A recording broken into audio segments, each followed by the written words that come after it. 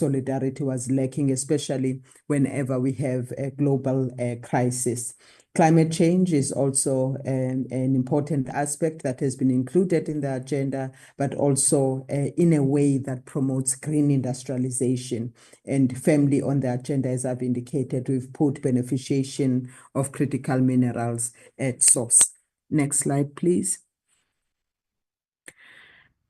So over and above South Africa's G20 priorities, we are also looking at how we can revisit previous G20 commitments, especially those that have a direct bearing to the development agenda of the Global South and particularly of Africa. And as you would have had, honorable members, we've put firmly those issues in the agenda.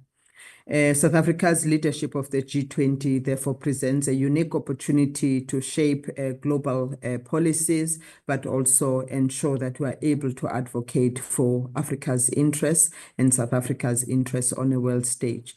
And we also pursuing as part of the agenda, the need to reform the multilateral trading system, because even though we recognize the importance of the multilateral trading system and the predictability that it presents in terms of trade rules, we are also acutely aware that there are limitations and constraints that are presented by these rules. And South Africa has been at the forefront of calling for the reform of the WTO. And of course, that will also be part of the agenda with a view to ensure that we address the imbalances that exist in global rules so that we can promote industrialization, and Africa's interests are also embedded in an outcome that will emerge out of the WTO reform process. But beyond the multilateral agenda, which of course will be pursued through the Trade and Investment Working Group, we are also looking at leveraging the G20 platform to mobilize investment into South Africa, but also into key projects that promote regional integration in Africa, whether from an industrial perspective or from an infrastructure perspective. And as a result, the President will now convene the annual investment summit during or on the sidelines of the G20, so that we can also leverage the fact that a number of G20 members will be coming, so that we can have pledges that will be made that support South Africa's strategic objectives, especially those that contribute to the structural transformation of the economy. And through Invest South Africa, they have consulted with a number of departments as well as the development finance institutions so that we can come up with an investment booklet that is aligned to our strategic objectives. So we'll be using that investment booklet as a basis to mobilize investment, so that we are talking about actual investments that will contribute to, as I said, structural transformation of South Africa. Also important is that the G20 provides a platform to have strategic discussions on issues that affect global trade. And the aim is to ensure that we are able to leave a mark in terms of some of the issues that link to global trade as well as investment beyond the meetings that will be hosted in South Africa. Next slide, please.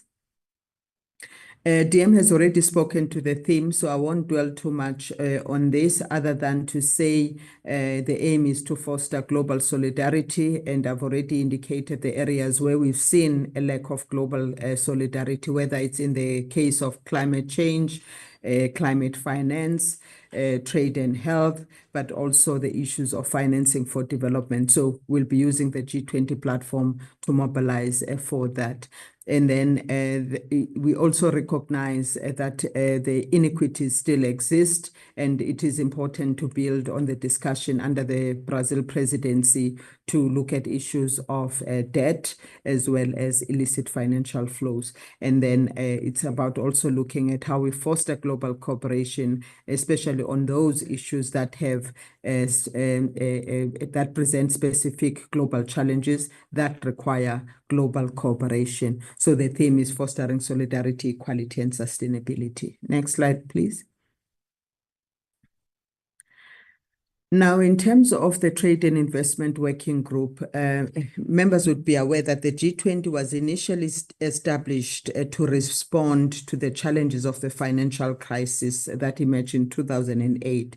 So it started initially as a finance discussion, and hence the finance track was established. The Trade and Investment Working Group was established a bit later in 2016. And this falls under the Shepherd track. The DM referred to two tracks, so the finance track and the Shepherd track. We are under the the Shepherd track, and we are one of the working groups that fall under the Shepherd track. And the outcomes out of the Trade and Investment Working Group are therefore sent to the Shepherd track, to the Ministers of Foreign Affairs, that then report to the Leaders Summit. And then all of those outcomes are then part of the Leaders Declaration. So that is the route we follow in terms of the work of the Trade and Investment Working Group. Effectively, the Trade and Investment Working Group looks at how we can strengthen trade and investment among G20 member states in a way that promotes global cooperation, promotes global trade, as well as coordination and cooperation among investment policies and multilateral negotiations. The G20 does not lead to legally binding commitments among members, but it's a cooperative framework that enables members to discuss issues that affect global trade and investment, with a view to look at areas of coordination among G20 members. And the work of the Trade and Investment Working Group therefore feeds into the Trade and Investment Ministers' meetings, and as I said, the Shepherd meetings. And we also look at previous commitments that have been made, including previous discussions that have taken place under both the trade ministers' meetings as well as the summits, so that shapes the agenda of the Trade and Investment Working Group. And of course, it's about also identifying areas of common interest that can be discussed within the G20 format. Next slide, please. Each G20 member and presidency decides on its own priorities. And of course, members interact with the agenda that is set by the presidency. And we have identified, as the DM has indicated, 4 themes. And these themes are really about ensuring that under our presidency, we prioritize inclusive growth, sustainable development, structural economic diversification, green industrialization, as well as to ensure that we pursue inclusive supply chains. And the critical issue of importance to us is to ensure that South Africa and Africa are not locked into the value chains as only suppliers of primary products, and that we are able to move up the value chain, which is why we prioritize green industrialization as one of those critical themes, in line with the need to pursue these inclusive and meaningful supply chains. The first theme, given especially the fragmentation in international trade and the fact that the current global system has not really led to equitable benefits for all members. And we see a number of countries that are left behind, but also even within countries, people who feel left behind by the current system. So the theme of trade and inclusive growth is an important theme, especially at this time. It's also important in the context of the fact that Africa accounts for only 3% of global trade. So we are still not participating fully and meaningfully in global trade. So the issue of inclusive growth looks at 2 issues. how do we address one cooperation among G20 members with a view to support inclusive growth, and the outcome that is expected out of the discussions of the Trade and Investment Working Group will be principles that will underpin global cooperation to promote inclusive growth. But also, as I've indicated, there's also a need to ensure that there's meaningful integration of Africa in global trade. So building on the various commitments that have been undertaken by the G20 members under various presidencies, as I've mentioned before, we are looking at another outcome, which will be the legacy of South Africa's presidency of the G20, which is the G20 Africa Cooperation Agenda. And effectively, it will draw from, as I said, the Chinese presidency, German presidency, Japanese presidency, as well as India's presidency. And the aim is to come up with an Africa Cooperation Agenda, as I've said, that effectively includes three elements. The first element is support for the implementation of the African Continental Free Trade Area. And here there's a specific commitment, of course, on a voluntary basis, because as I've said, the G20 does not lead to legally binding commitments. On a voluntary basis for G20 members to contribute to the AfCFTA Adjustment Fund. We've already established this at the continental level, with already a commitment from the Afri-Exim Bank of $1 billion that has been put into the fund. So it will be important to look at mobilizing G20 support for that, but also other support that they can provide to the implementation of the AfCFTA. The second area is to look at investments into the productive sector, especially those sectors where the continent is vulnerable to global shocks, such as pandemics. So the key sector that has been identified is also the pharmaceutical sector, to ensure that we are able to produce key pharmaceutical products in South Africa and in Africa. This second area is food security. And here we are looking to mobilize investments into the agricultural sector. And then Africa, even though it contributes around 4% to the global house emission, the gas house emission, the issue here is that we are the most disproportionately affected by the effects of climate change. So it's going to be important to look at how we leverage the G20 to also focus on the decarbonization of African supply chains, so that we are not left behind in terms of the emerging global agenda of green supply chains. But of course, this will be done in a just manner that recognizes the core principles that underpin the issues of climate change and the just transition. So common but differentiated responsibility will have to underpin any cooperation with the G20 countries, including the need to ensure that the commitments that have been made under the Paris Agreement of both finance as well as technology transfer are also part of the agenda to ensure that we are able to meet our objectives in this regard.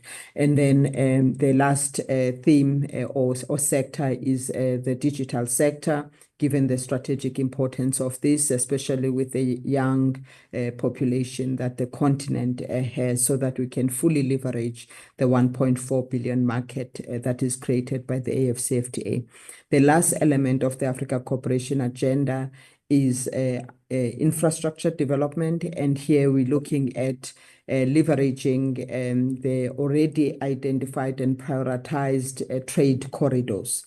And we are working with Outer NEPAD as well as the African Union to identify key projects that can be packaged for support by the G20. That also makes sense to Africa's regional integration towards the achievement of the goals that we've set for ourselves of promoting intra-Africa trade.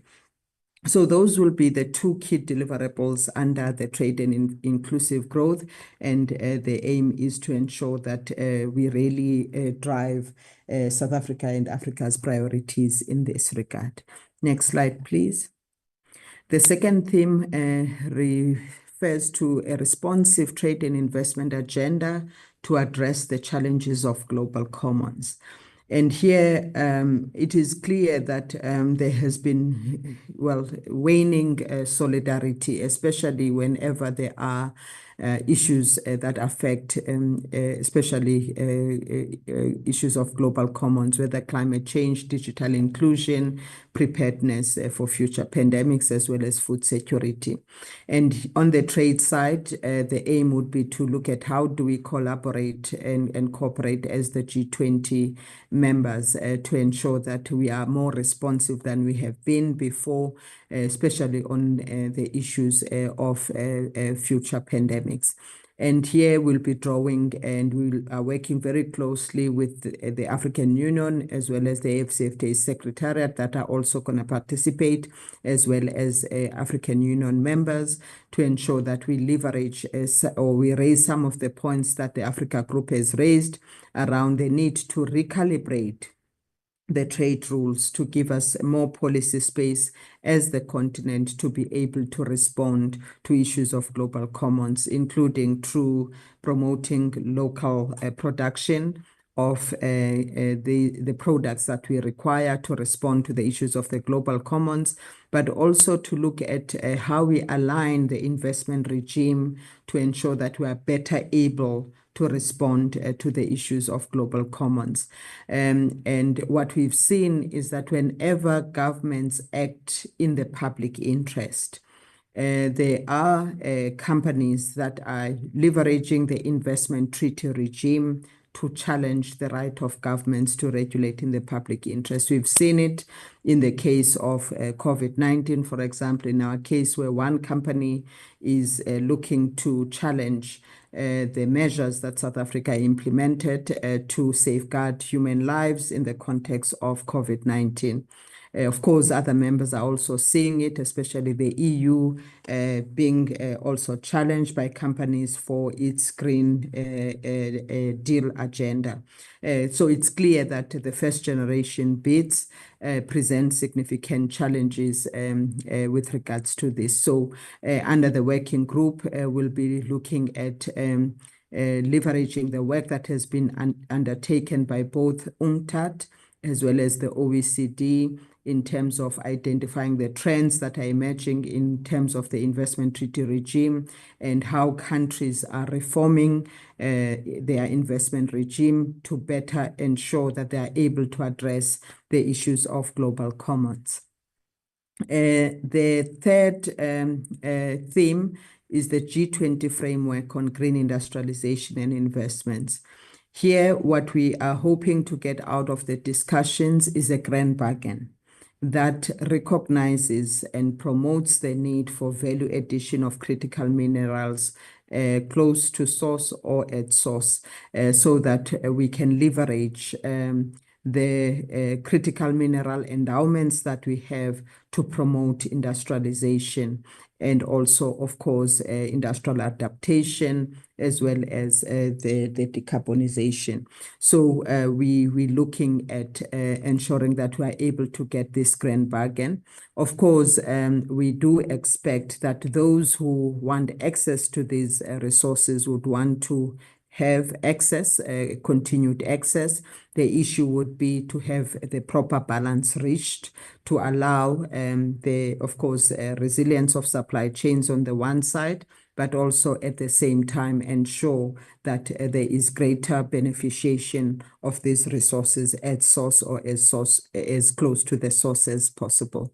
So that is an issue that is critical to South Africa because, again, we see another scramble for Africa's resources as a result of both the digital technologies that rely on these resources, but also for the green agenda or decarbonization agenda. The last point or theme that we have also identified, as I've indicated, is the need for the reform of the WTO, because even though, as I said, we recognize the role that the WTO plays in terms of predictability in trade, we also recognize that some of the roles in the WTO present significant challenges in terms of our structural transformation. This is even more so in the case of South Africa because we're notified by the apartheid government as a developed economy. So we took significant cuts and commitments under the Uruguay round that are now constraining the use of some of the policy tools that developed countries and emerging economies used as they were developing, and even worse now, are unilaterally leveraging to the disregard of the WTO. And this includes issues of subsidies, intellectual property rights, local content requirements to support industrial development. So we put, as I said, proposals in the WTO as the Africa Group, and it will be important to continue under South Africa's G20 presidency to ensure that WTO reform, of course, continues to address the issues of concerns, especially to developing countries, but also we are also clear about the need to advance and advocate for the development dimension of the WTO so that the rules are recalibrated to support the development of developing countries. So these are the priorities that we've set for ourselves, and the aim ultimately is to ensure that we come up with an agenda that will promote resilient, sustainable, balanced, and inclusive growth and development. Next slide, please. So effectively, in terms of the expected outcomes out of the discussions, the first theme under trade and inclusive growth will be the G20 principles on trade and inclusivity. And then in terms of the Africa Cooperation Agenda, it will be the AfCFTA, of course, industrialization and investments, and also the support for Africa's infrastructure program. Under the responsive trade and investment agenda to address the global commons, the outcome will be the G20 principles to promote global solidarity in the case of global commons, but also the emerging trends in investment treaty regime and the reform toolbox for addressing the global commons. Then under the G20 framework or pledge on green industrialization, it will be a framework that promotes inclusive green industrialization that includes a beneficiation at source. And then under WTO reform, it will be a ministerial statement on reform that promotes a development-centered reform agenda, but also starts to define elements of the development dimension that can underpin the outcomes for MC14. South Africa's presidency of the G20 is taking place a year before Cameroon will host the 14th Ministerial Conference in March 2026. So the signals that will come from South Africa's presidency on WTO reform will influence the outcomes of MC14. So it's important to work with the rest of the continent through the initiatives that we've started to ensure that as we prepare the outcomes for the G20, we also keep our eyes on the possible outcomes for MC14 to ensure that we use South Africa's presidency as the springboard for the outcomes of MC14. That brings us to the end on the G20 side. I'll now hand over, Chair, the floor to Willem on the B20. Thank you, Chair.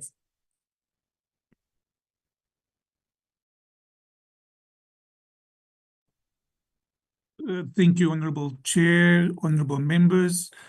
The Business 20 or B20 is the official G20 dialogue forum for the global business community, and it serves as an engagement group of the G20 for business. It's composed of business representatives from the G20 countries, from select and invited countries, and the international organizations. The B20 has a mission to serve as a strategic platform for the business community to build consensus and set priorities on policies to address global economic challenges. Its goal is to represent the interests of the business community in relation to the G20 and to foster dialogue between private and public sector at G20 level to ultimately deliver impactful and differentiated policy recommendations to the G20. The B20 operates also without a permanent secretariat, and since it's a rotating presidency, it is responsible for the agenda and organization for each rotating presidency.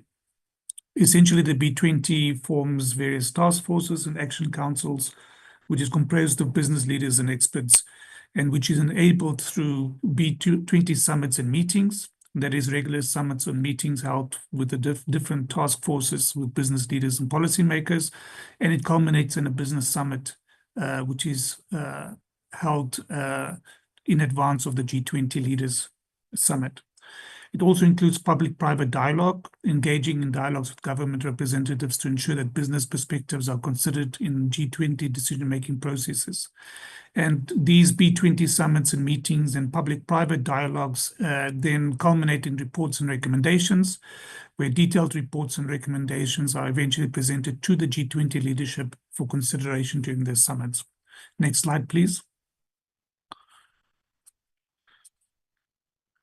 So with the handover of the chair to South Africa for the hosting of the G20, similarly, the B20 hosting was transferred to South Africa on the 1st of December 2024.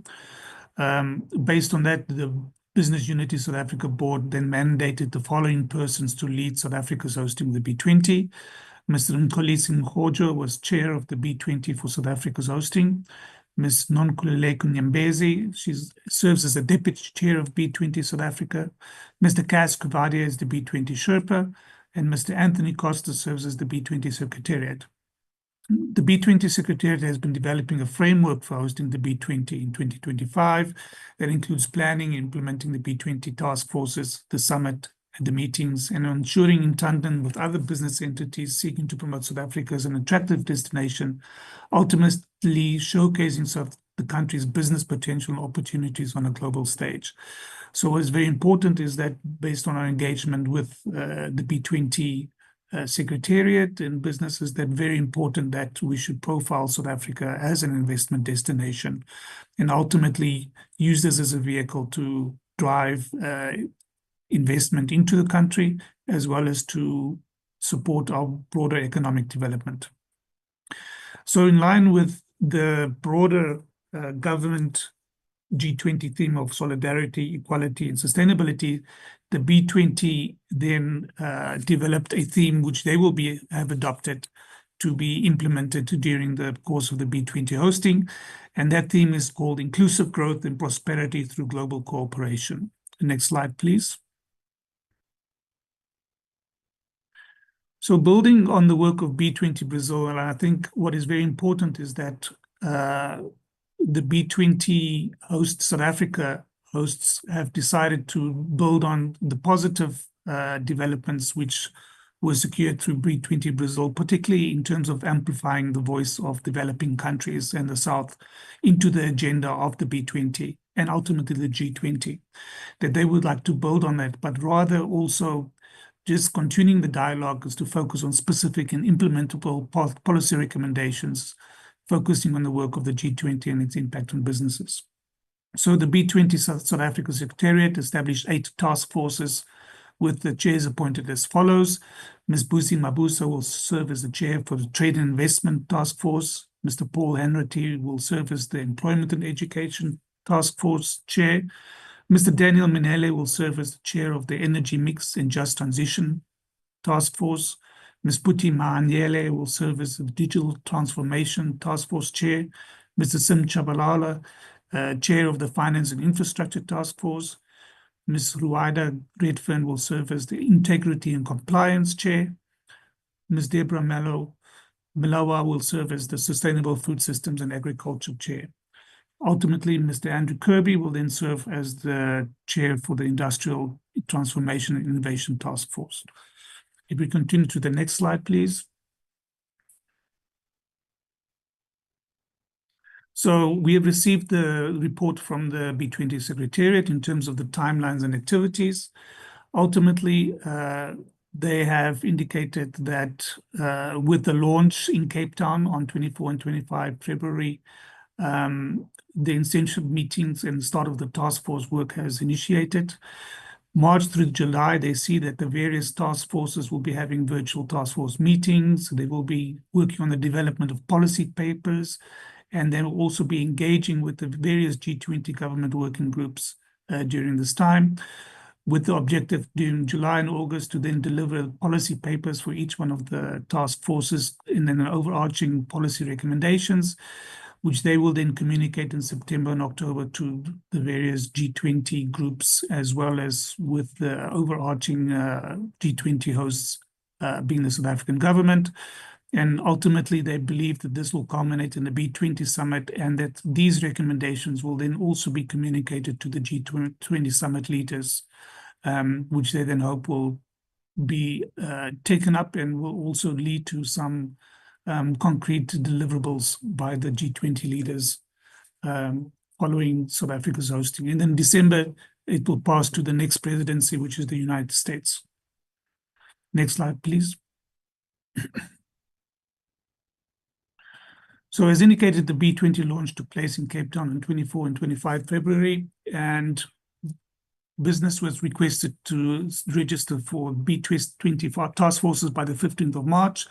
And starting from now, that the various task forces will start their activities and work program, so to speak. This will then culminate in the B20 South Africa Summit, which is scheduled for 18 to 20 November 2025 in Johannesburg in South Africa. As government, we are coordinating with the B20 processes, and we have a focus on the following key areas.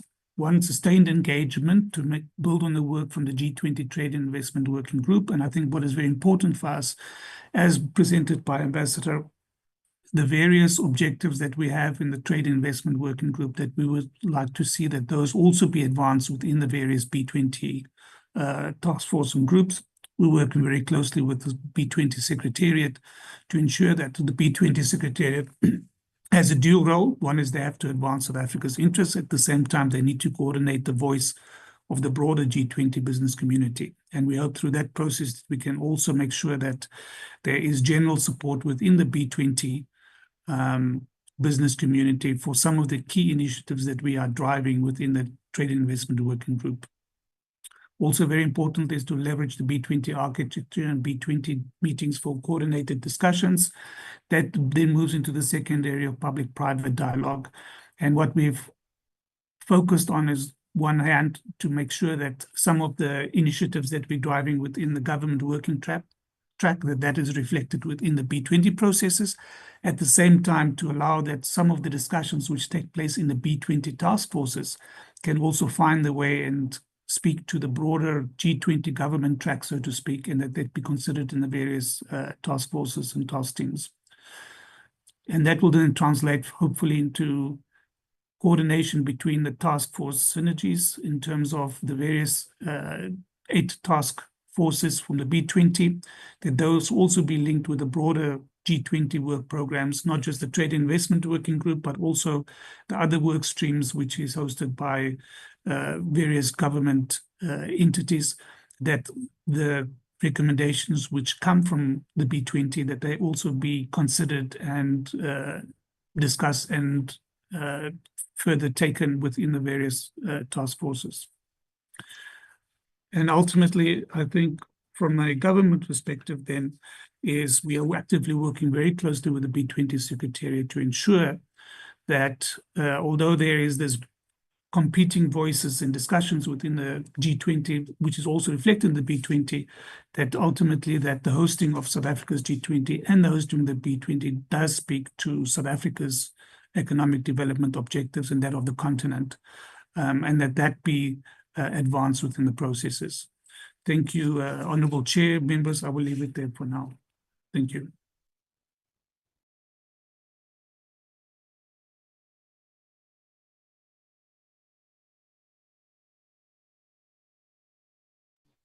Thank you very much. Thank you.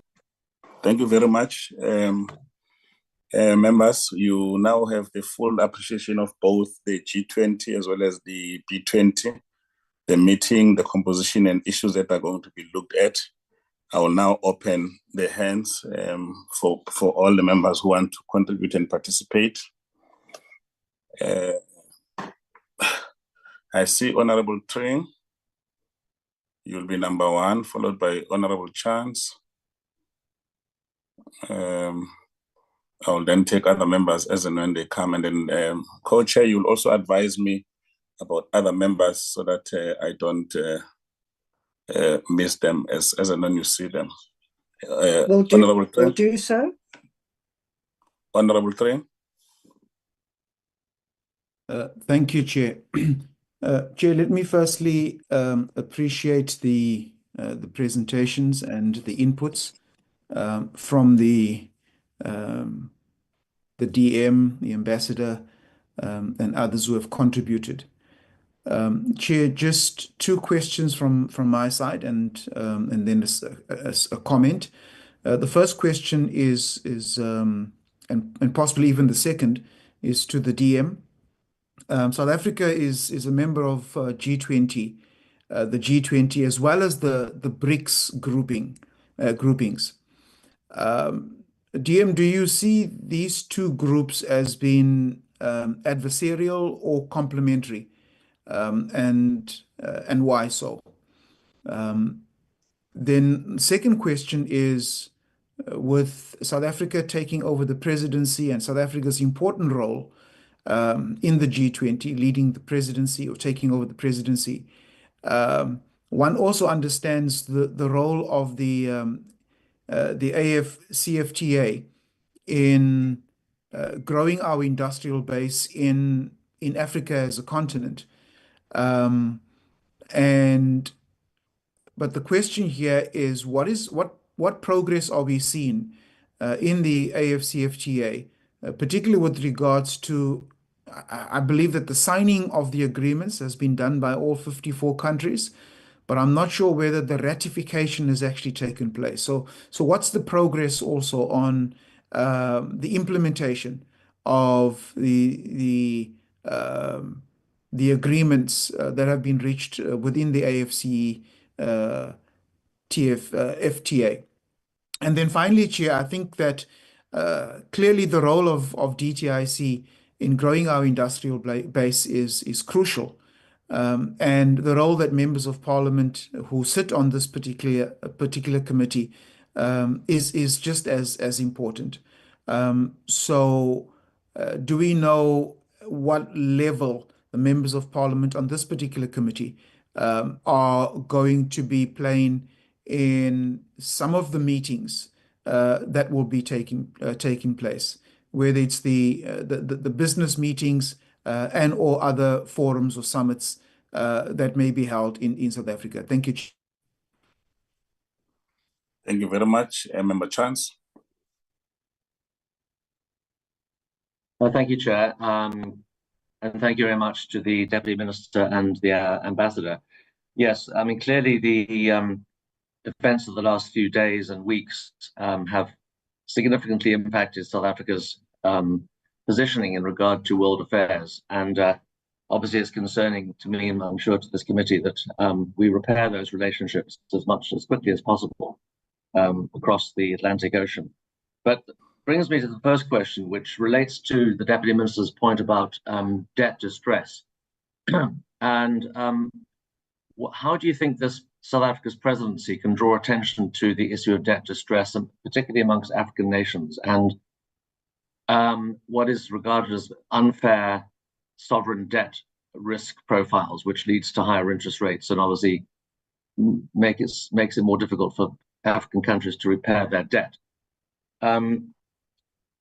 I then have a question for the ambassador relating to beneficiation at source, or as close to a source as possible. And can the ambassador give examples of significant projects in South Africa where beneficiation at source is actually taking place? Because we know that there's lots of extraction still happening, lots of minerals are being extracted, but what examples are there, either now or in the pipeline where beneficiation at source is taking place? Then the next question relates to the Presidential Investment Summit, which has been moved to November. And again, in view of South Africa's and the AU's focus on Africa, would it not be an idea for the Presidential Summit to be focused on investment across the continent, not just in South Africa? And would that not do something positive for South Africa's relations with its African counterparts? Then I have a question for Mr. van der Spey relating to the B20. One of the things that is clear about the African economy is that there's a large proportion of the African economy which is informal. Compared to most other countries in the world, Africa's economy is almost dominated by the informal economy in many countries. And in South Africa, it contributes possibly up to 15% of GDP. So the question is, to what extent are the Sherpas and the different leaders of the different groups concerned with integrating the informal economy and the township economy in particular into the broader discussions relating to B20? Because it would be a pity if the representatives from those communities were ignored and big business completely sort of dominates things without taking into account the interests of small and medium enterprises that are trying to make a living and trying to enter not just South African markets, but global markets. Thank you, Chair. Thank you very much. Member Gama, and then will be followed by Member Poshoff.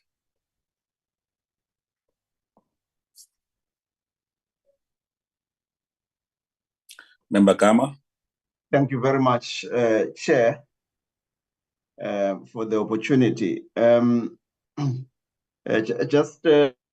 I think first and foremost to thank the presenters for very enlightening presentations that they've made to us this morning.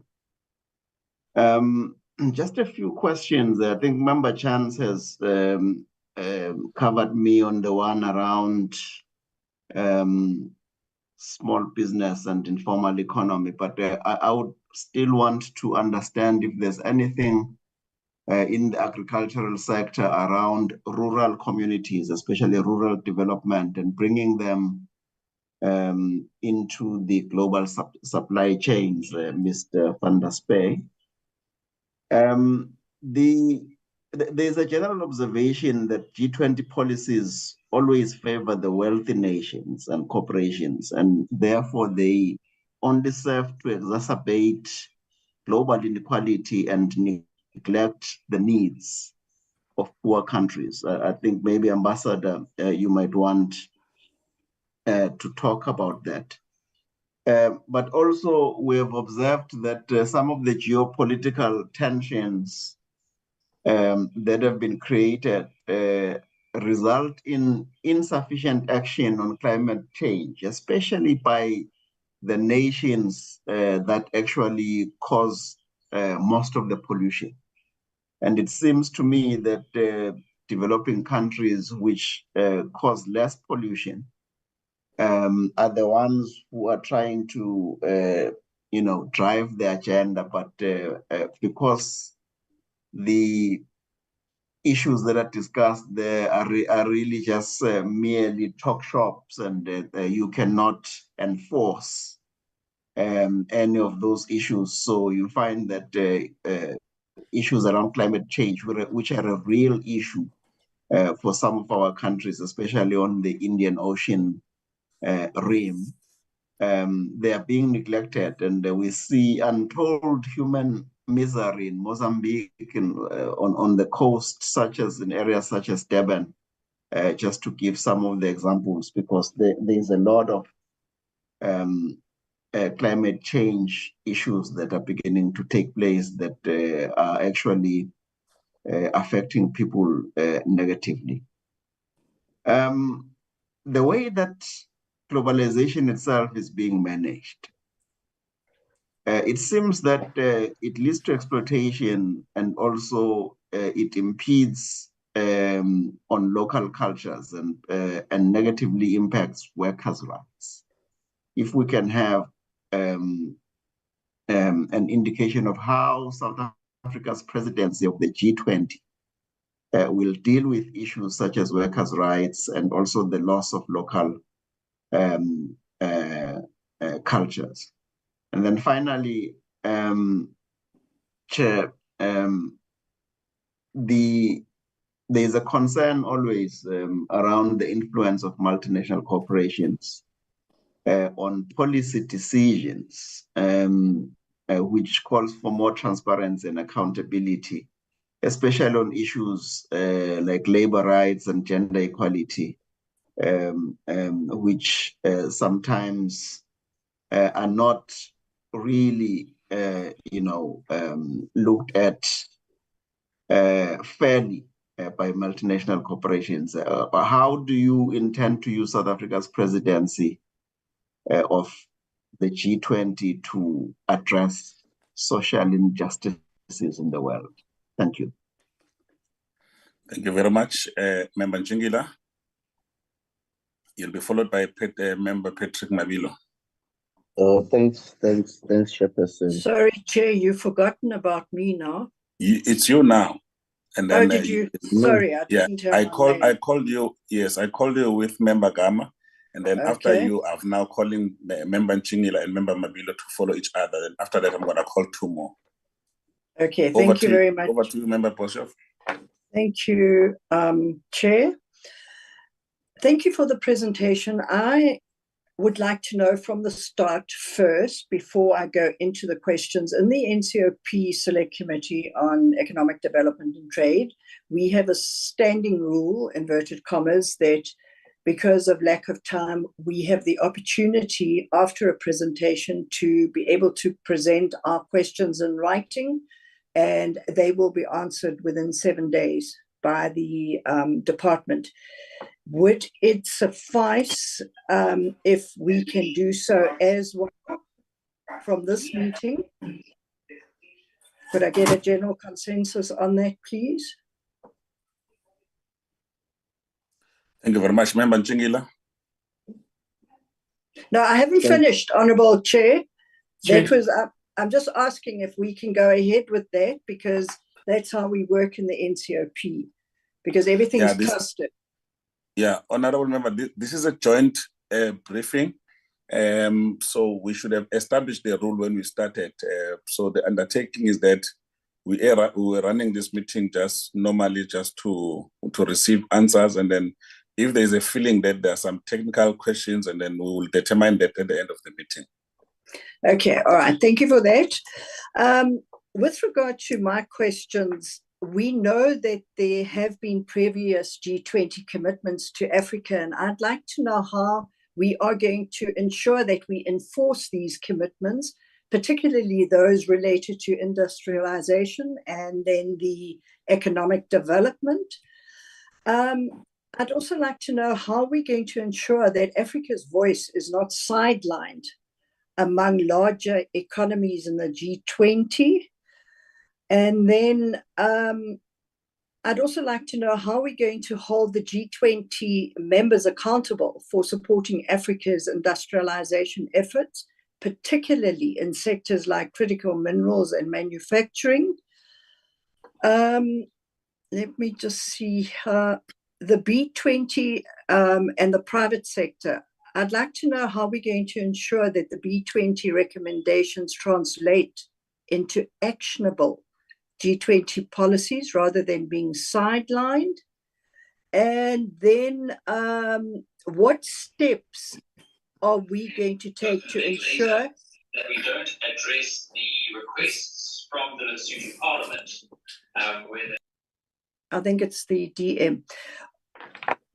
Okay, let me reintroduce that question. I'd like to know what steps will be taken to ensure the B20 process drivers are real investments into Africa rather than merely just facilitating corporate networking.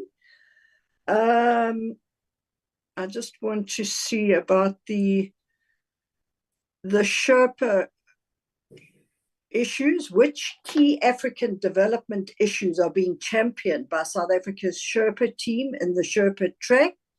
And how is the Sherpa group ensuring that the voices of African civil society, the labor and the private sectors are reflected in the G20 leaders declaration? And then I just want to see, just going down to the questions that I wrote down.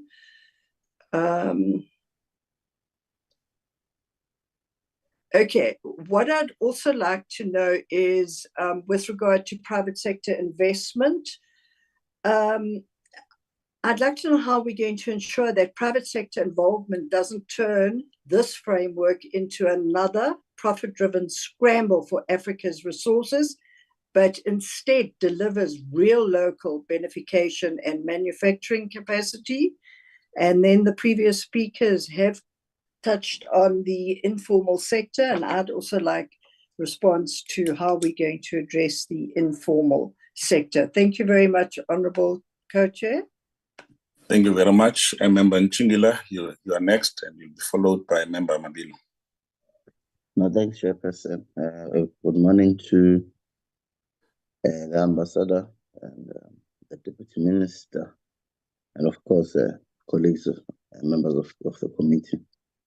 Chair, the question is, with the escalation of diplomatic relations between South Africa and the United States, who both happen to be member states of the G20, what sort of impact does it have the beautiful plans and the optimism of the G20, including the B20, and the outline by the Trade Investment Working Group into achieve tangible development outcomes? Because it's a superpower, and in an environment, or a global environment of unipolarity, smaller countries like South Africa and these other countries that are member states of the G20, including the AU, would most definitely be adversely affected by such. So what mechanisms or systems are in place to prevent negativity in what would have been envisaged by the TIWG and the declarations thereof by the priorities of the president, the sitting president? And of course, Chair, the second one lingers directly from the first one, that in relation to agriculture, South Africa, for South Africa to equally develop, because we're a very diverse nation, for the agricultural sector and rural development, for it to grow and develop, it's about land.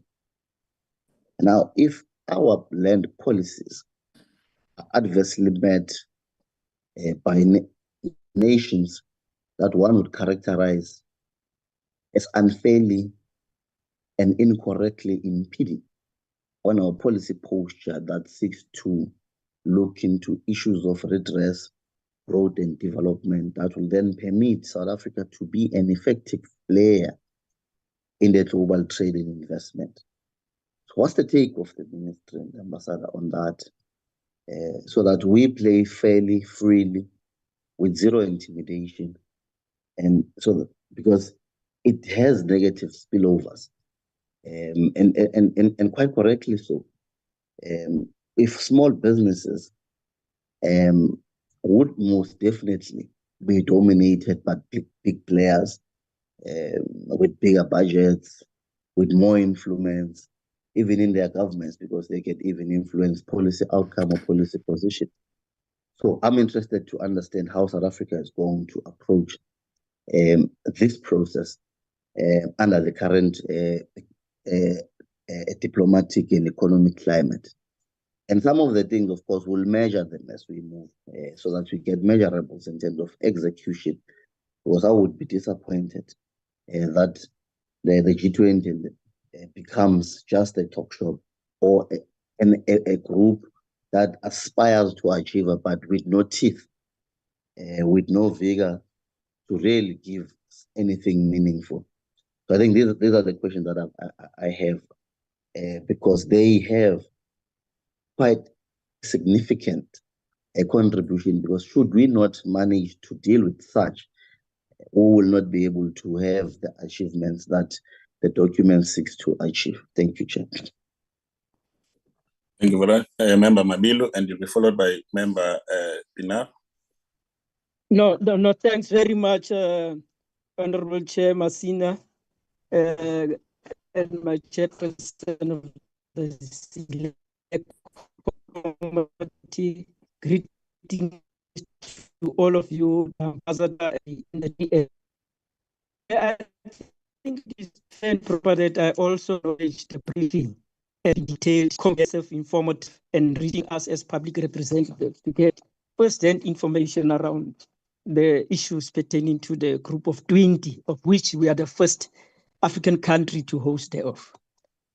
Chair, there's no doubt in my mind that there are certain expectations from us and from the broader South Africa and the broader Africa in terms of the massive opportunity. Member Mabilo, your line is not so good. I don't know what we can do. If you can shift a bit. Okay. Can you hear me now, Chair? I'll raise my voice. It's better now. If you can try now. Okay, thanks, Chair. I'll be brief. Chair, I think some of us, after the announcement, we have been given the responsibility to host the G20. Some of us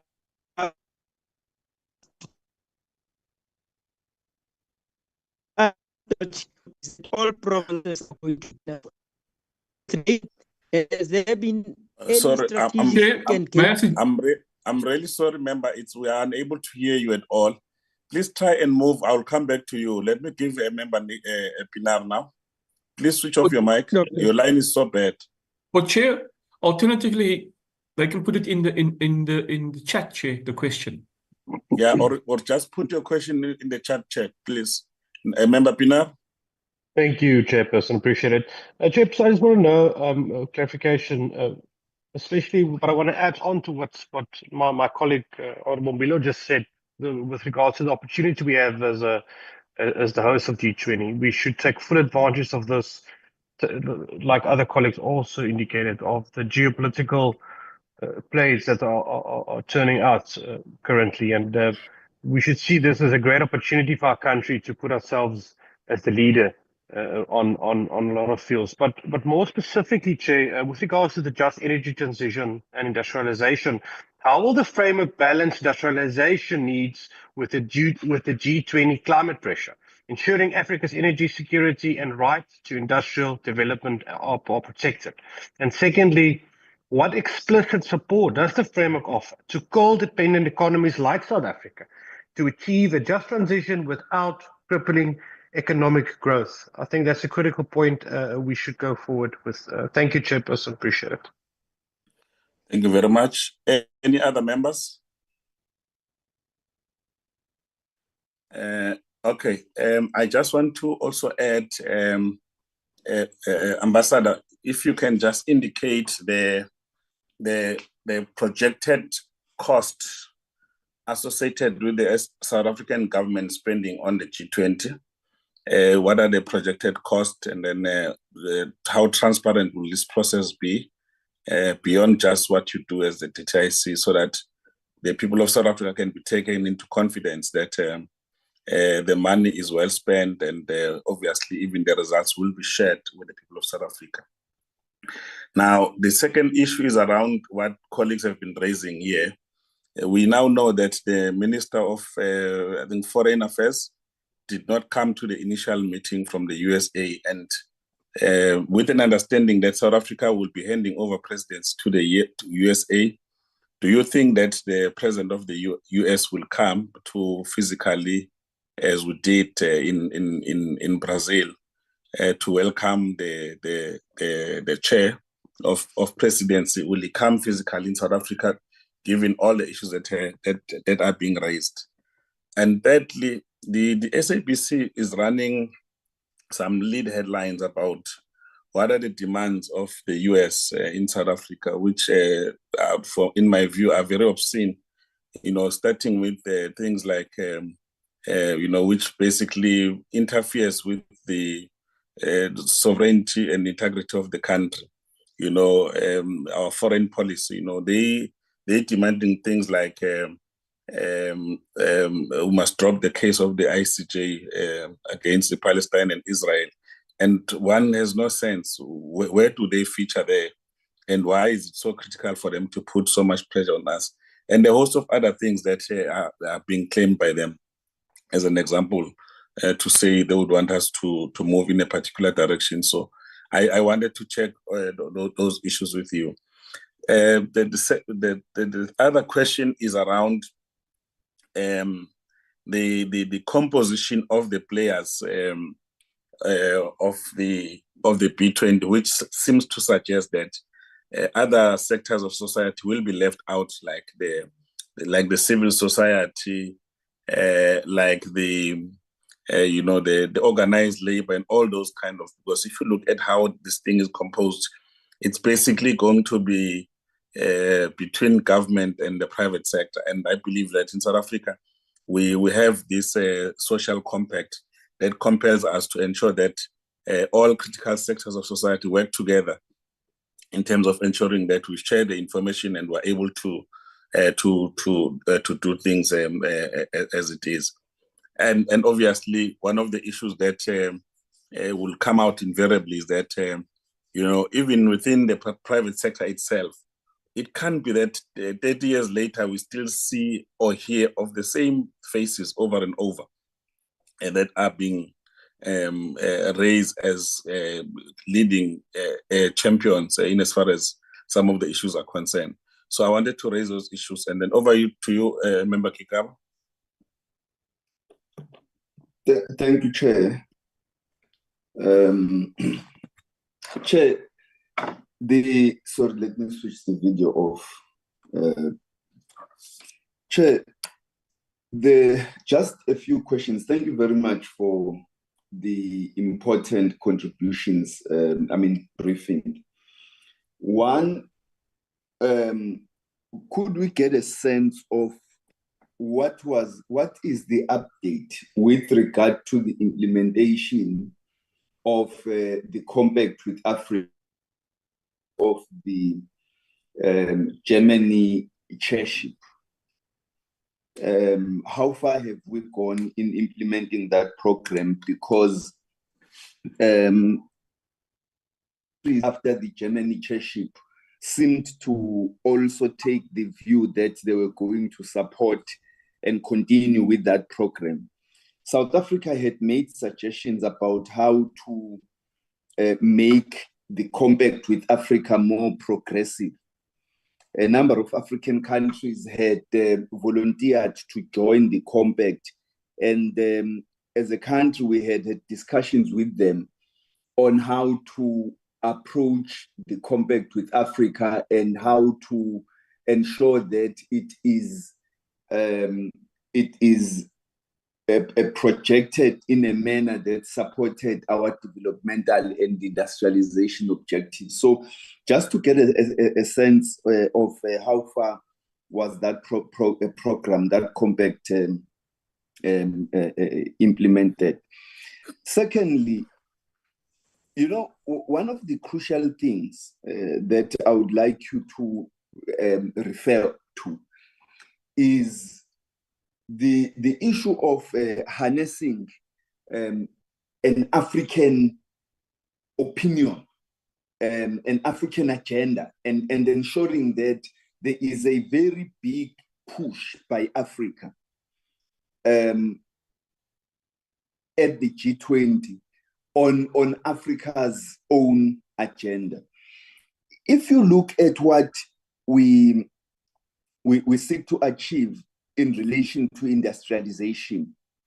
There is a great push by developed countries and the donor and funding multilateral developmental institutions that the infrastructure networks as well as SOEs in Africa must be privatized, and the approach to such privatization and infrastructure rollout seems to be devoid of the industrialization objective, because the Western countries have their own approach to sustainable development, which and they've embedded their views in terms of what they refer to as sustainable development, in a manner that does not really address significantly Africa's priorities. Africa is the largest producer of primary commodities, particularly minerals, and our infrastructure is still developed along the pit to port framework. And yet much of the infrastructure of the minerals that are mined in Africa support critical industries and new areas of manufacturing. China has positioned itself as a dominant country in the value chain of manufacturing of such primary commodities in terms of value addition. Now, it therefore is important that Africa should be working very hard around the clock to come to the G20 with a very solid proposal as to how to address all of these issues. The EU last year adopted the Raw Minerals Act that seeks to ensure that they don't fall far behind China in terms of their access to these primary to these minerals, critical minerals, and are able to also processing them. And yet we who produce these minerals are still thinking around supply of the minerals, and all the donations, the grants, the debts, the loans that are being offered to us do not seem to be addressing this issue, but they seem to be addressing another issue of the just energy transition, renewable energy, and so on, which whilst it will contribute towards ensuring that Africa contributes positively to reducing carbon emissions, but we must bear in mind that Africa is not, as the ambassador correctly said, is not the largest contributor to carbon emissions. We are affected by such.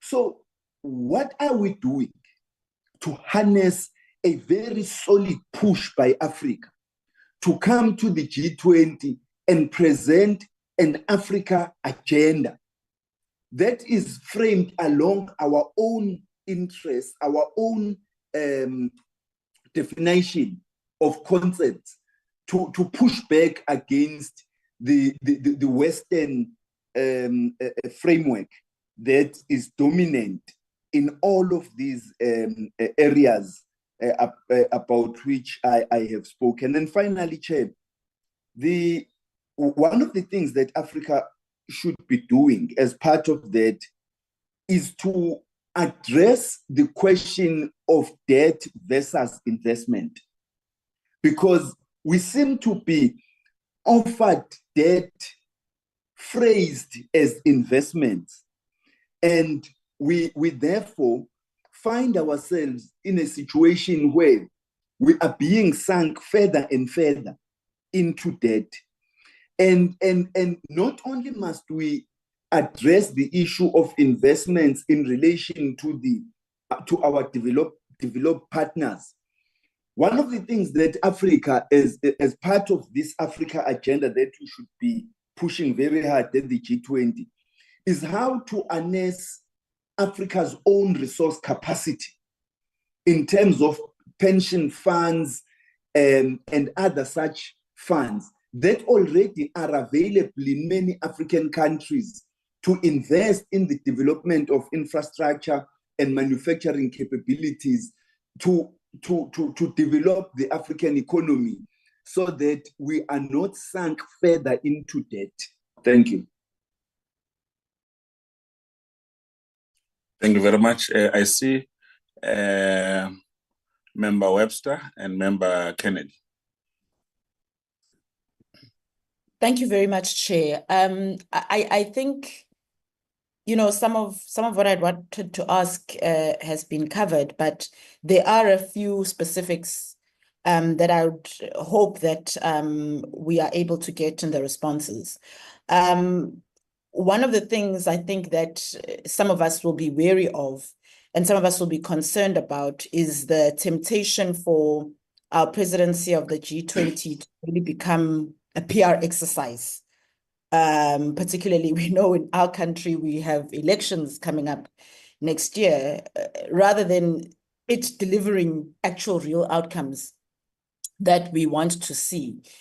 And so really, my questions are really probing so that we get a sense that there will be outcomes that will be tangible and that we will truly leverage our presidency of the G20.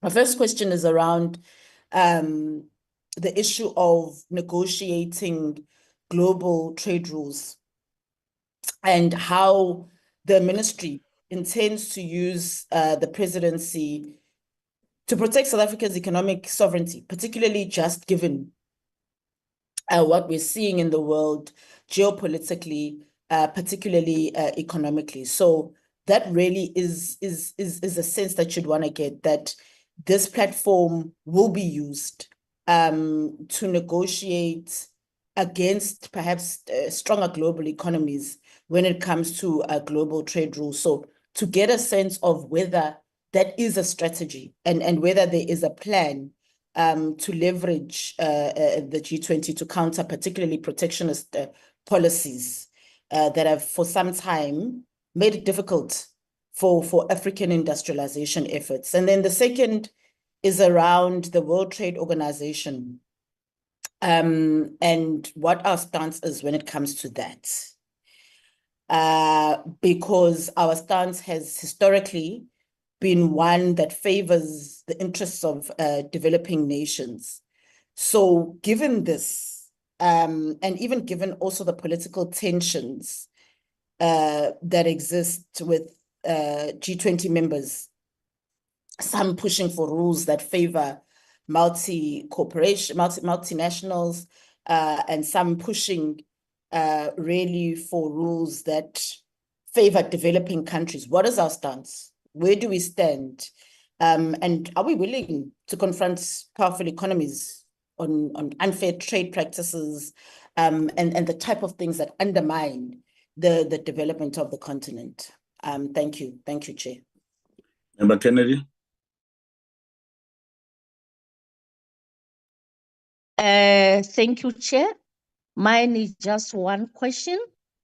For G20, in view of supporting inclusive growth, are there any reforms for women empowerment to socio-economic progress?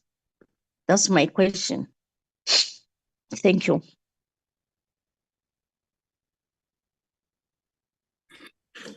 Deputy Minister, can I hand over to you now and the Ambassador as well as I think was it Mr.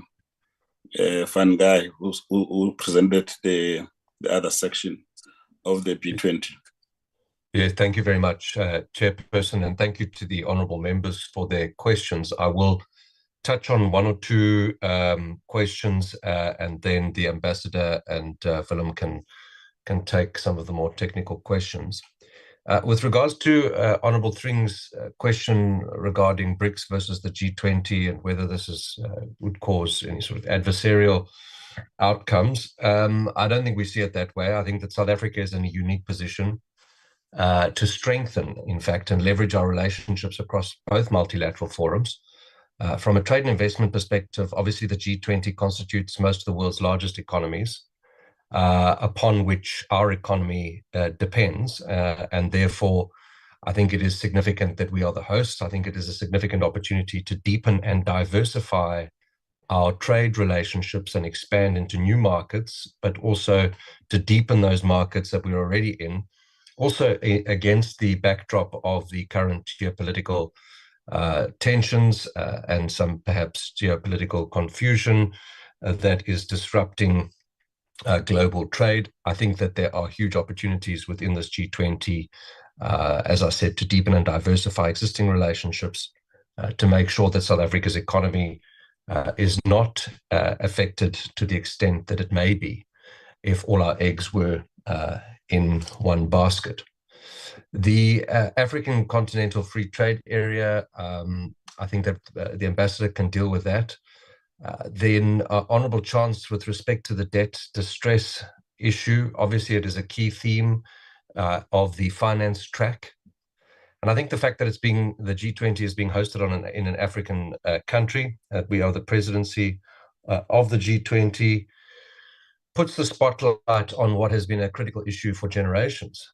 And I have no doubt that the finance track is emphasizing this specific issue towards resolution. And I think that the G20 being in South Africa gives a great opportunity to find solutions towards overcoming the debt issue on the continent.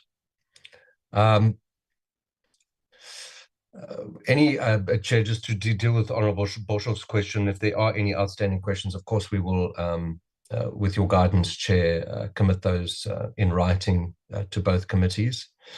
On the issue raised by Honourable Nchingela regarding US-SA relations and how this impacts on, I think he said, our beautiful plans.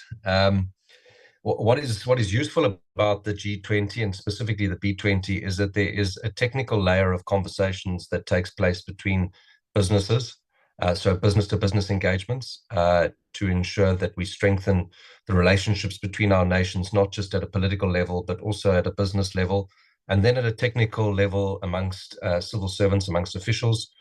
It's my understanding that the United States continues to participate in the G20 at a technical level, as well as engagements through the B20. So I think that is positive, and I think that we can overcome and certainly avoid any of the negativity which has arisen, and we can avoid further negativity by continuing to strengthen the relationships at a technical level and to feed the information into the political realm that is accurate and that is evidence-based, to ensure that the G20 obviously seamlessly continues and that the handover is seamless to the United States at the end of the year. There was a question regarding whether, and I think it was from you, Chairperson, whether the President of the United States would come to the G20. That is, at this stage, as I understand, undetermined. Obviously, that is the objective, is to work towards that in the interests of the broader G20 agenda to ensure that there is some continuity. But at this stage, I don't think we're in a position to confirm that. Regarding some of the demands that are being made, I think that the point I would just make on this, Chair, is that we must at all times emphasize that our sovereignty as a nation is sacrosanct. And we must engage in our national interest, which inter alia is rapid inclusive growth and job creation. And that must really be one of our key emphasis in the Trade and Investment Working Group, is to ensure that we enhance trade, we expand export markets to ensure that we we have a positive trade balance within the G20. Chair, there are a number of other specific questions which were asked. The one around the issue of land, and I think that goes into your question, Chair, around the sovereignty of our nation and some demands that are being made. I think the key issue here to highlight is that South Africa respects private property rights, and that private property rights are obviously key to agricultural productivity.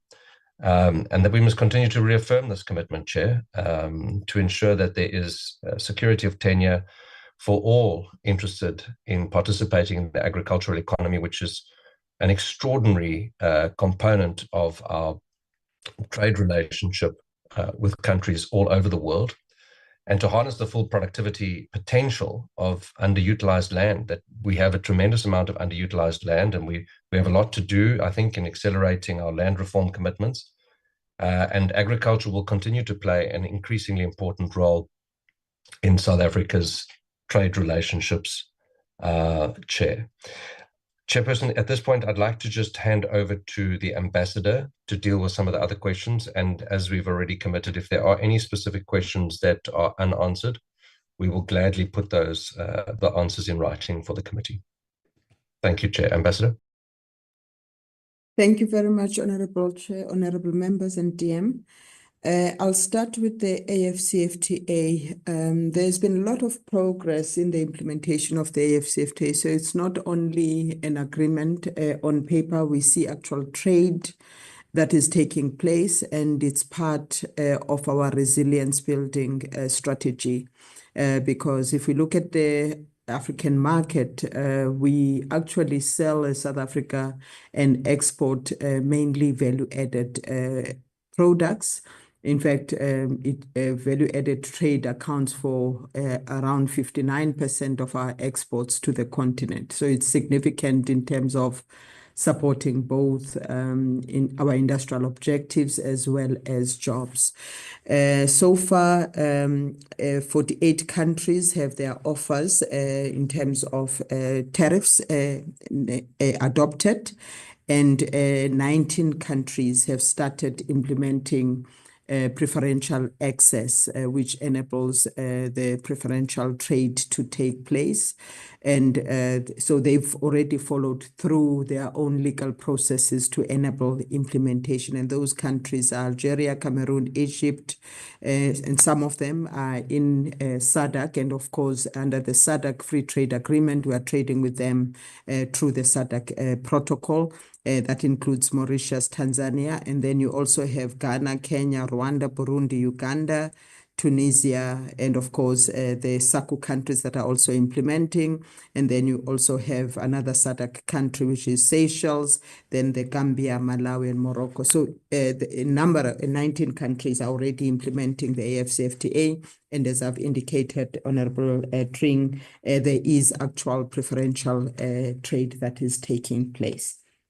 Then to respond to Honorable Chance on the debt distress, the finance track has actually prioritized this issue, and the finance ministers have highlighted the importance thereof. And South Africa has also appointed a high-level panel under former Minister of Finance that is now also looking into this issue and preparing recommendations through former Minister Manuel, who will look at recommendations on this issue. So this issue of debt and sovereign debt is high on South Africa's agenda under the G20.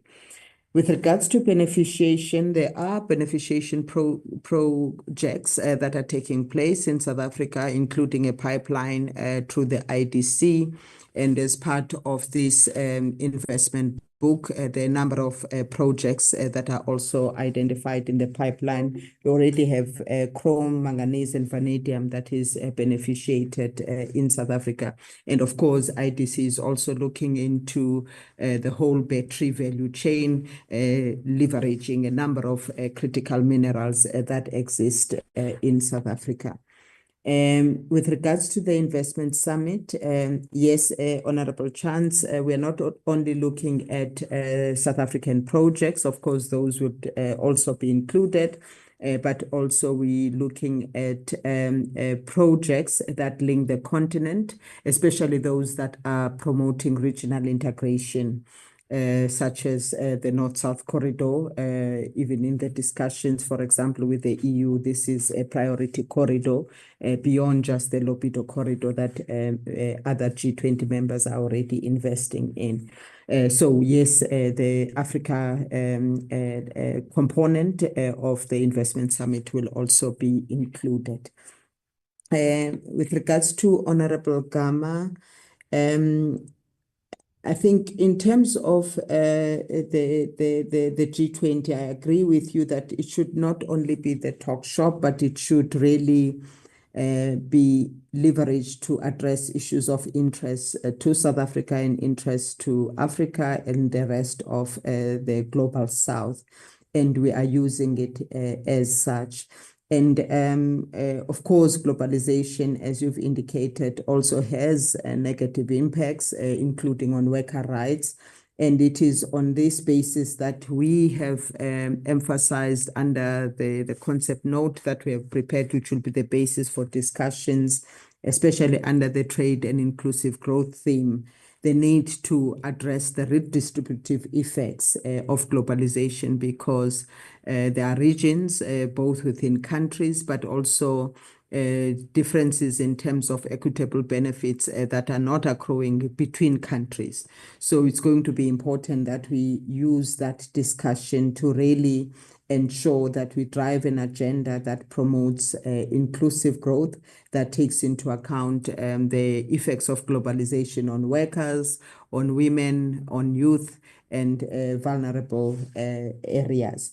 And this also includes looking at how we also address the effects of vulnerable areas in the case of the decarbonization agenda. And in all our discussions, both bilaterally as well as multilaterally, we raise the effects of especially the fact that we are heavily reliant on coal for our energy. And of course, the decarbonization agenda has to also recognize that there are areas that will be negatively impacted by the transition, which is why we're calling for the just transition, so that we also address the issues of justice in the transition. So we are looking at all of the issues. And I think there was also a question from Honorable Pinar around the G20 climate change and the need that we embed the right to development and the just transition. Our approach when it comes to the just transition is that we are not only looking at the effects on the environment, that we have to take into account the three elements, both the economic, the social, as well as the environmental. And we need to ensure that there's the right balance in terms of all of those three elements. And we cannot ignore the fact that as a heavy country that is heavily dependent on coal for its energy, we cannot just do a switch that doesn't take into account the need for protecting jobs and protecting economic activity. So we will be engaging on those issues on that perspective and emphasizing balanced, sustainable development. Then with regards to Honorable Boshoff, DM has responded to some of the issues. With regards to how do we ensure that Africa's voice is not sidelined and that we hold the G20 members accountable to what we are calling for. One, the inclusion of the AU as a member of the G20 is quite fundamental, because everyone knows that when the AU speaks, it speaks for the AU membership. So that has to be recognized, one. Of course, for us to leverage the AU's presence in the G20, it means better coordination to ensure that whatever the AU says is representative of the views of the AU members. And we are working very closely with both the AU as well as the AFCFTA Secretariat, as well as the invited African countries that DM referred to, so that we ensure that there is a coordinated approach, including ensuring that whatever we advance, there is alignment in what we are pushing for, and alignment in terms of the voices and the messages, so that we can reinforce each other in the process. And of course, we're not starting from scratch. There are a number of priorities, both outlined in Agenda 2063 and the various programs of the AU that provide a good basis for us to draw from in terms of advancing the Africa agenda. So it's going to be important that there is active participation by the AU and active participation by the invited countries in a coordinated manner.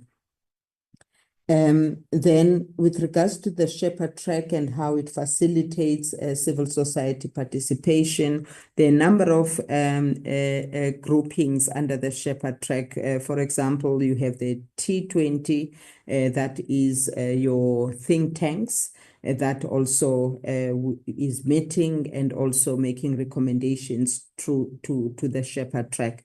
Then you have the Youth 20, you have the Women 20, you have the B20. So all of these are making various inputs into the Shepherd Track, so that also civil society voices are taken into account in terms of the outcomes of the G20 at the end. And DECO does work very closely with all of these various groupings to ensure that there is alignment in terms of both the agenda and to the overall theme. In terms of how we ensure beneficiation of Africa's critical minerals, I think it goes two ways. Of course, we can leverage the G20 to send the strong ambition of Africa to beneficiate its resources at source as a strong signal to our trading partners of this ambition. But it also requires coordination both within the country, but also coordination with our African partners, so that we can find mechanisms of incentivizing beneficiation at source, because it's not going to happen on its own. There has to be specific incentives that encourage that beneficiation at source. So the G20S is an important platform, but also there are tangible mechanisms that we have to put in place to encourage that majority of these minerals are beneficiated here, and also to look at how do we coordinate an Africa approach to look at where capabilities of beneficiation are, and how do we work with each other to build and leverage those capabilities. I think DM has responded to Honorable Jingila. I won't dwell much into that, except to just say there is agreement within the Shepherd Track, and this is a directive given to all the working groups, so that you can have the working groups focusing on the substantive discussions that we need to have, that all the geopolitical issues are going to be addressed through the Shepherd Track. Because this is the appropriate forum to ventilate those issues. So we sending those messages in all the working groups, and this enables the working groups, as I said, to focus on the substance rather than be diverted by the geopolitical issues. I think DM has responded to Honorable Masina. On the issue of the projected costs, this is mainly dealt with by Treasury as well as DECO in terms of the overall projected costs for hosting the G20. So we won't be able to necessarily be able to respond to that, Honorable Masina. Of course, for the DTIC, the projected costs are around 60 million, because we have meetings across a number of provinces, in fact 3, where we expect to host the G20 meetings.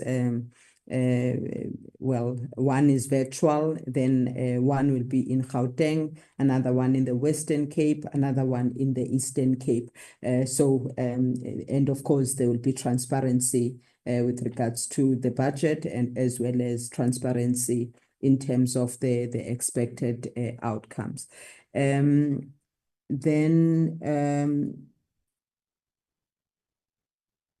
The points raised by Honorable Gigaba with regards to the compact with Africa, there are currently 13 countries that are implementing the compact.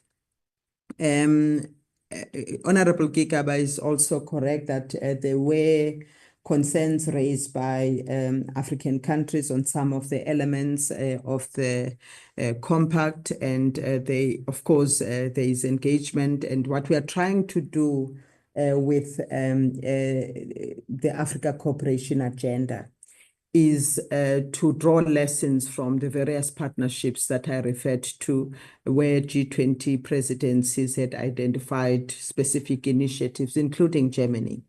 And the aim is to learn from what has worked with regards to those initiatives, but also look at how do we come up with a streamlined, comprehensive Africa Cooperation Program that makes sense to Africa's agenda and is aligned to the core objectives of a development integration agenda. So if you look at the elements of the Africa Cooperation Agenda that we are proposing and we are working with the African institutions on, as well as African countries on, it speaks directly to the need to consolidate the African market through the AfCFTA, the need for industrialization, the need for infrastructure development. And these are the core pillars in our view that are critical to really drive the Africa agenda and the achievement of the objectives that we've set for ourselves, and can assist to unlock growth and development in Africa. Of course, the Compact with Africa was focusing on other issues, including specific reforms that members must undertake in order to have to be able to attract investment. And so those countries that are implementing the compact are looking into macroeconomic framework reforms, business framework reforms, as well as financing framework reforms, among others. So it's currently 13 countries, and what we are trying to do on our side is to develop, as I said, an agenda that actually reinforces the already prioritized Africa agenda. And then with regards to a coordinated, solid proposal by Africa on industrialization and beneficiation, that is what we are currently working on, so that we have a strong Africa voice that comes through with regards to the need to ensure that there's beneficiation of our critical minerals at source. I think the point that has been made around debt versus investment is an important point, and I think we need to be vigilant in terms of this new development, because not only the US is moving away from aid, we see actually a trend even among other G7 countries that are moving away from either what used to be called development finance or aid, more to blended finance, which is about grants to leverage loans from specific institutions from their side.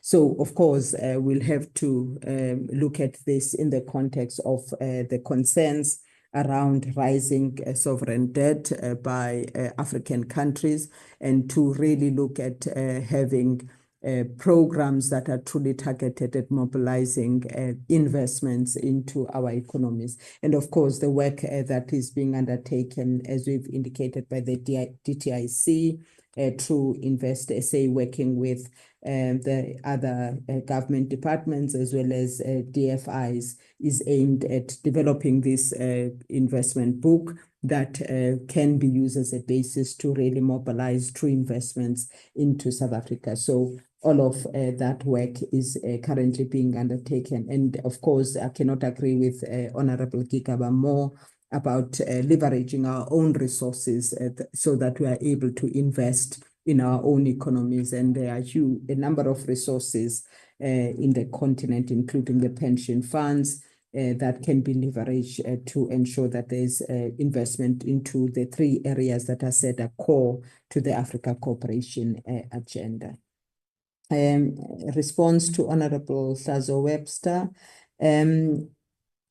With regards to negotiating trade rules and ensuring that we counter protectionism and unilateralism that we see currently defining global trade.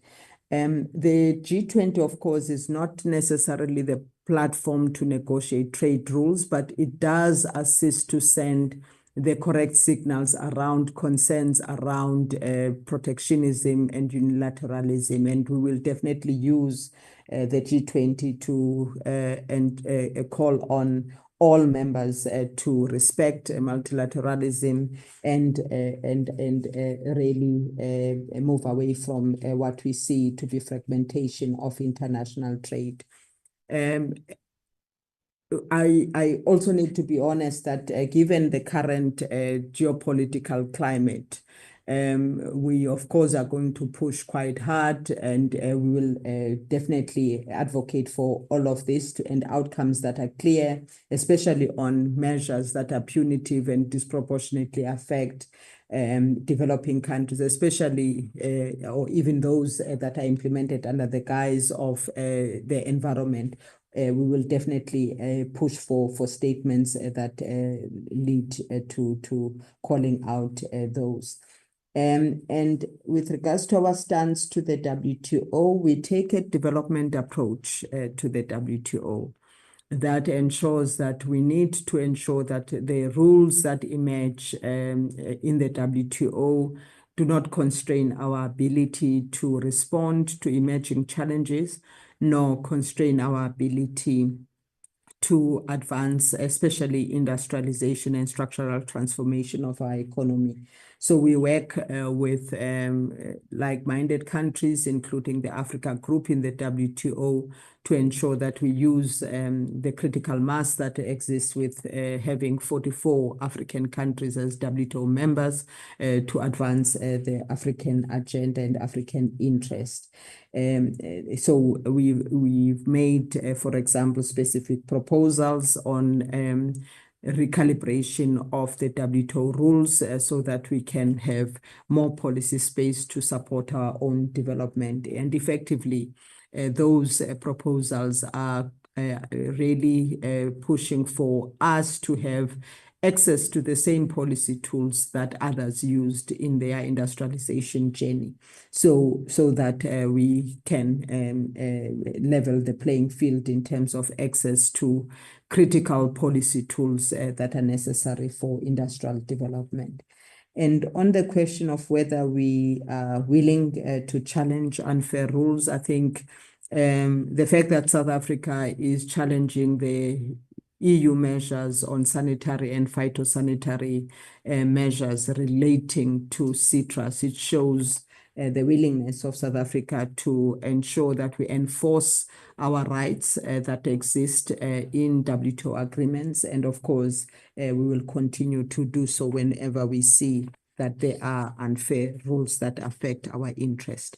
I think I've responded to that, including the question from Honorable Kennedy around the issues of women. So yes, they are embedded in the G20 agenda, both in terms of the trade and inclusive growth agenda, but also in terms of the work of the Shepherd Track.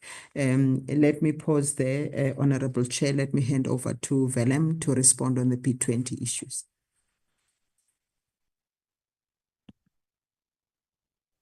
Thank you, Honorable Chair, honorable members. I will be responding to some of the B20 issues, and I think a lot of the broader issues was addressed by Deputy Minister Whitfield and also Ambassador in her comments.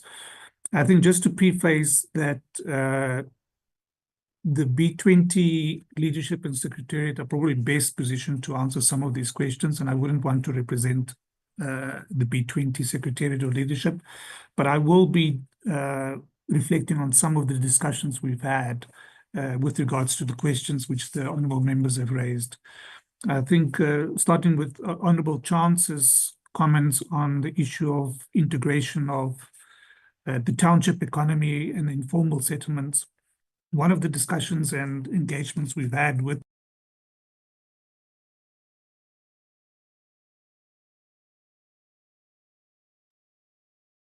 You're muted, Willem. Thank you. Can you hear me now? Sorry. So again, I think just to indicate again that I'll just reflect on some of the discussions we've been having with the B20 Secretariat and leadership, and that they're probably best to answer some of these questions. But I think starting with Honourable Chance's questions around the township economy, as well as the informal economy and its integration into the global value chain, so to speak. We've had engagements with the B20 Secretariat, and one of the issues that we were really discussing when engaging with them was with regards to the issue of inclusion in terms of women, youth, SMMEs, and then also the informal economy. And initially, there were some discussions where the B20 Secretariat wanted to have a separate task force which dealt with those issues, but they felt that in light of the importance of these issues and that it not be an add-on, that should be a cross-cutting issues in terms of all of the task force and work streams. And therefore, it will be reflected within those deliberations that they have. But more importantly, on the issue of the township economy, what we've done is that we've had engagements with Department of Small Business Development, and we have put the B20 Secretariat in touch with Department of Small Business Economy. And one of the key areas that they wanted to profile and want to have further deliberations and discussions within the B20 task forces was the issue of the township economy. And I think that collaboration is continuing, and that will be a key issue that they would want to raise. That in the South African setup, it will be township economy, but in many similar developing economies, these are issues which are very key, important, and to see how that also gets linked into practical value chains, whether it's in the trade investment value chain, whether it's sustainable food systems and agriculture, and for example, some of those, and even in the area of finance and infrastructure, that those issues be dealt with. I think Honourable Gama has indicated issues around agriculture and the rural economy. So one of the task forces that has been identified is the issue around sustainable food systems and agriculture, and that they would like to have further deliberations on that.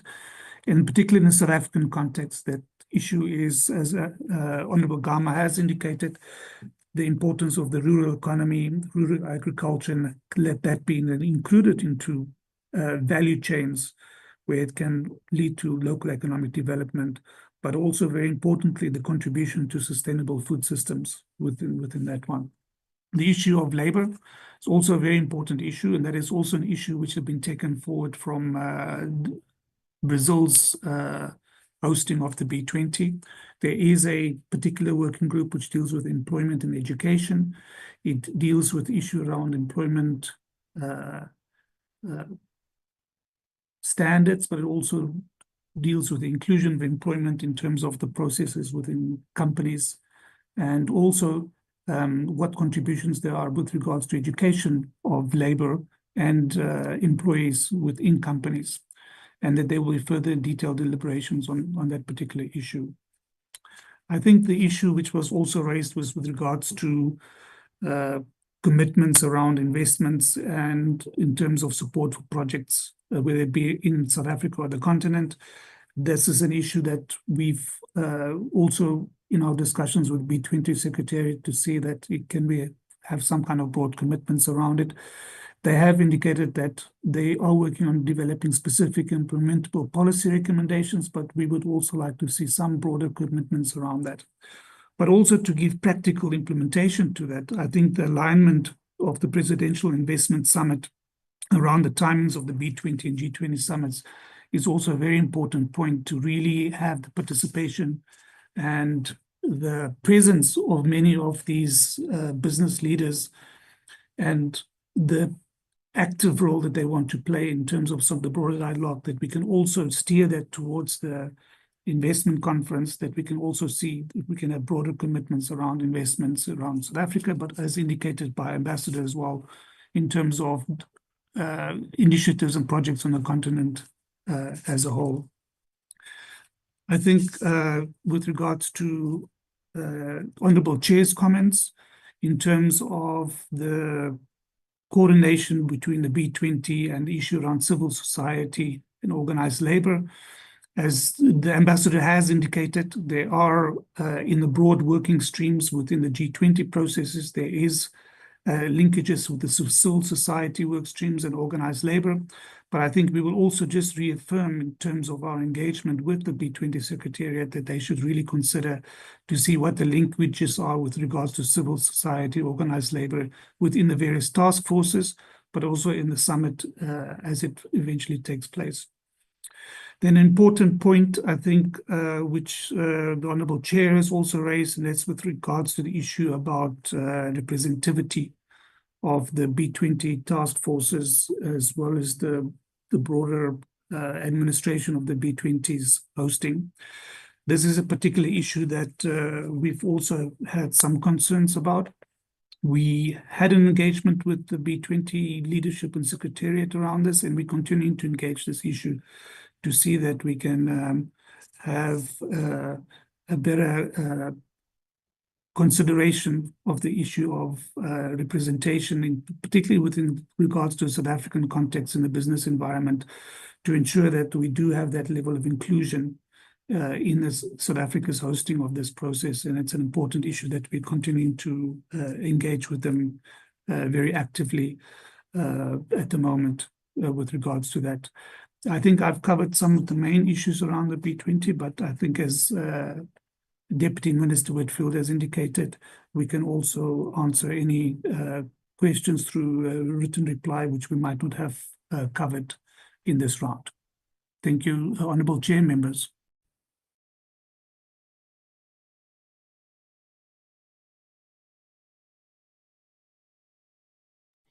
Thank you very much, members. Is there any further appetite that we can address, and then we can move towards closure of the meeting from members, because there's an understanding from the department that other issues, they will put them in writing, those that might not necessarily be there. Ambassador, at the start of your presentation, you mentioned that some of the countries are moving away from issues of sustainable development. So the question is, within the G20, are there many countries also moving away from the sustainable development? As you know, that South Africa and other African countries have consistently advocated for these issues to remain on the table. Are we seeing progress in this regard, or are we further losing any ground in your view?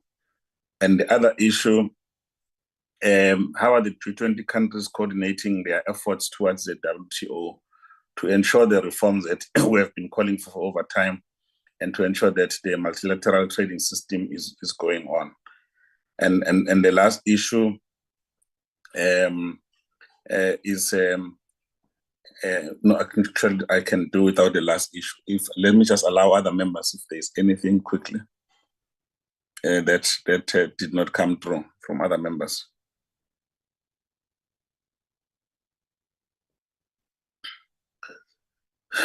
Okay, can we just give it to you so that at least we close the meeting latest by 12? To you, Ambassador, and the team. If there's anything outstanding, thank you. Thank you very much, Honourable Chair. With regards to whether a number of members are moving away from sustainable development, it's not too many that are moving away. We still see sustainable development as being the core issue that is pursued. Of course, you have different understandings and iteration by members coming from different perspectives.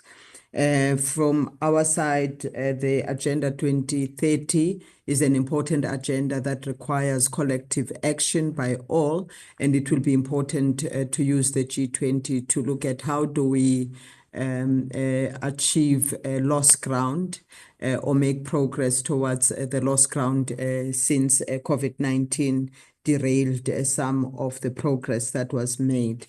So South Africa's presidency will still keep the issues of Agenda 2030 and the Sustainable Development Goals as key issues to be discussed by members. So far, it's only 2 members that seem to be moving away from issues of either climate change or sustainable development, and those being mainly the US and Argentina. But of course, they are still willing to engage. As DM has said, we've seen active participation in the US in the meetings. In fact, we are starting the Trade and Investment Working Group this afternoon. So we will get also a better sense in terms of the approaches of these 2 members in the discussions on sustainable development. In terms of the G20 members' coordination on WTO reform, the G20 does provide the platform for us to reflect on challenges with regard to the multilateral trading system and what coordinated messages and action by the G20 to support WTO reform. Of course, this also recognizes that the G20 membership is just a subset of the broader WTO membership. So whatever political signals we send will still need to be deliberated in the WTO, because we do believe that that is the proper platform to have more detailed discussions on WTO reform. Of course, there are issues that are going to be critical in South Africa's presidency. We've seen that over the years, the development agenda has remained in the periphery. Of course, there was an attempt post-2008 to embed the issues of interest to developing countries in the WTO agenda, and this led to the launch of the Doha Development Round. Over a number of years, there was an attempt to deliver on the round. However, not much progress has been made since. So developing countries are using both the G20 and the WTO to continue to identify aspects that need to be delivered in the context of WTO reform, but also broadly in the agenda of the WTO. So it will be important to use the G20 as the platform to see what outcomes, especially with regards to development, that we can sense political signals on as the G20 for the Geneva WTO platform to work on so that we can have credible outcomes at MC14. Again, on this issue, Honorable Chair, different views of members, especially given that issues of development, of course, it's in the WTO, you do have categories of countries, developed countries, developing countries, and then least developed countries. Now you have some members that are questioning the development status of some of the members, and they indicate that it's very difficult to deliver on development issues, especially if the benefits of whatever we agreed to in terms of flexibilities in rules for the benefit of developing countries will benefit specific countries. And there has been for example, if you recall, under the TRIPS waiver discussion, the opt-out where specific members decided, well, one member decided to opt out of the flexibility, recognizing its own level of development. But also important is to note that the Marrakesh Agreement is very clear that countries in the WTO must take commitments commensurate with their level of development. So all of these discussions are therefore sometimes, of course, frustrating the development agenda in the WTO if members are going to question the development status of members. Of course, the discussions will continue to take place in the G20 with a view, as we've indicated, to come up with a statement by the trade ministers that could assist and provide direction to the work that must take place in Geneva in preparation for Cameroon. Thank you, Chair.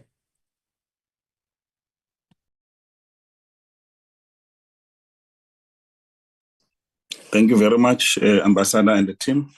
Let me take this opportunity to thank the co-chair, Boshoff, and the select committee from the NCOP. Thank our colleagues from the NA, as well as the support staff, and thank members of the media and all those who have participated in this debate. We look forward in ensuring that the presidency of the G20 is helpful to us as the country. And I hope that all of us will, in different ways, participate in this platform in ensuring that we make our contribution as this committee. I declare the meeting officially closed. Thank you very much.